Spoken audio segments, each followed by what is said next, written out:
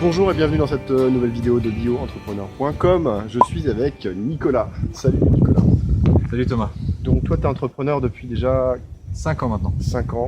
Tu as 20 salariés, c'est ça? Oui, on est 20. Ok. C'est quelle activité en quelques mots? Donc on est dans l'agroalimentaire, fabrication de charcuterie bio et d'andouilles artisanales. D'accord. Donc 20 salariés, c'est déjà une belle responsabilité.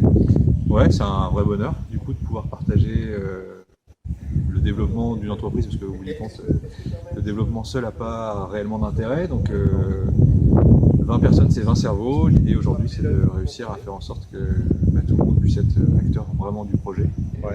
Et moteur un petit peu. Et moteur, ouais. Et moteur pour du coup relever entre guillemets le point que quand on est entrepreneur, on a envie de porter tout seul et qu'on peut vraiment en fait accepter de partager. Donc tu es venu sur un stage d'éco-entrepreneuriat. Ça veut dire que tu cherches à transformer ton entreprise aussi? Ouais, je cherche à la faire évoluer. 5 ans c'est court au bout du compte, mais tout va très vite en fait quand on se lance dans l'entreprise, et au bout d'un moment il faut accepter de poser les valises et puis prendre du recul, se nourrir aussi de la réflexion des autres pour cette volonté de partager, de changer de fonctionnement, faire évoluer le fonctionnement de l'entreprise, il soit construit dans un cadre stable et de se donner du temps pour le faire, et puis pas le gérer comme un énième projet de développement qui lui va très vite. Donc juste aussi un petit point peut-être sur la charcuterie bio, parce que moi je connaissais pas. Qu'est-ce que c'est En fait, de la charcuterie bio, c'est tout simplement fabriquer du jambon, des saucisses, de la poitrine du saucisson à partir de jambon bio, donc qui est élevé selon le cahier des charges de l'agriculture biologique. Ouais. Donc en pleine nature, c'est ça? Voilà, donc ils naissent tous en pleine nature, et après ils sont dressés en bâtiment sur paille avec accès extérieur. Avec accès extérieur. Donc on est assez loin finalement de la partie industrielle en fait du cochon. C'est d'ailleurs la difficulté de ce mode d'élevage, et aujourd'hui du manque de matières premières, c'est que c'est l'exact opposé du modèle industriel. Ouais. Et donc voilà, donc ça demande une grosse remise en cause, en tout cas pour les éleveurs qui veulent aller vers ça. Donc une sélection fournisseur assez... Moi à ma petite échelle, si tu veux, moi je travaille avec bientôt 2 groupements de producteurs,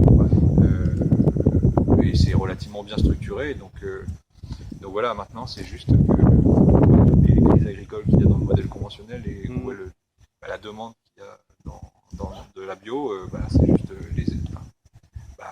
franchir le pas et puis aller vers des modèles qui sont plus respectueux de l'environnement, plus respectueux des hommes, plus respectueux des animaux.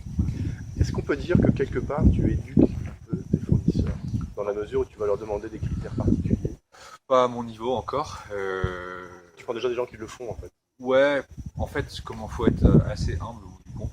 C'est-à-dire que voilà, chacun son métier. En fait, moi, je suis pas éleveur, donc je vais pas leur apprendre leur métier. J'ai appris le métier de charcutier. J'avance sur le métier de manager, et au bout du compte, je leur fais confiance aussi sur. Ils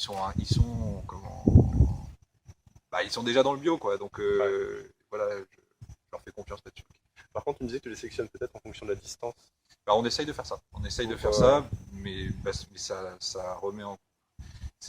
Ça va prendre un peu de temps. Ça faut remettre un peu en cause les fonctionnements, les habitudes, trouver des outils d'abattage qui sont proches de l'atelier. C'est un projet réduire la partie transport en fait. Ouais, voilà. J'ai créé du lien en fait. Ça va dans le sens de créer du lien, mais c'est comme, en fait c'est le même. C'est la même réflexion de base en interne de l'entreprise, c'est créer du lien entre nous. Tout en favorisant l'entrepreneuriat local. Ouais, voilà, c'est ça. Ouais. Super. Est-ce que tu auras un dernier mot pour tous les éco-entrepreneurs qui soit se cherchent, soit souhaitent réaliser une transition pour leur activité qui nous regarde? Comment? En fait, il faut y aller. Faut y aller parce que je pense qu'on a tous envie de trouver du lien dans nos vies, dans nos actes d'achat, et que tout est possible. C'est pas facile. Faut se donner les moyens et être conscient qu'il y aura peut-être quelques sacrifices à faire au début, mais qu'au bout du compte, se doter d'une structure, c'est complètement faisable, et que faut y aller, quoi. Il y a pas de... Super. Je te remercie Nicolas et bonne journée à toi.